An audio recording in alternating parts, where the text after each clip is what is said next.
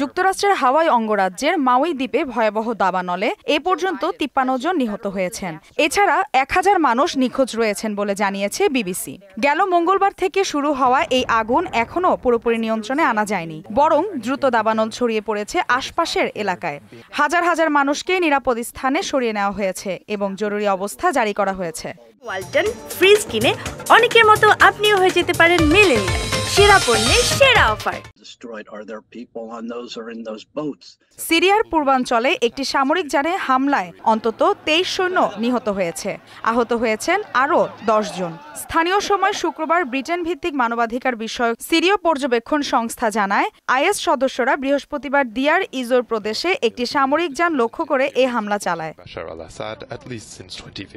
মিয়ানমারের রাখাইন রাজ্য থেকে অবৈধভাবে মালয়েশিয়া যাবার সময় সাগরপথে নৌকাডুবিতে 13 নারী ও 10 পুরুষ সহ অন্তত 23 রোহিঙ্গার মৃত্যু হয়েছে।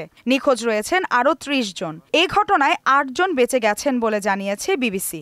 অতিরিক্ত যাত্রী বহনের ফলে নৌকাটি ভেঙে গেলে চালক ও কর্মীরা পালিয়ে যান। এক পর্যায়ে নৌকাটি ডুবে যায়। মালিহা চৌধুরী, মোহনা ডিজিটাল।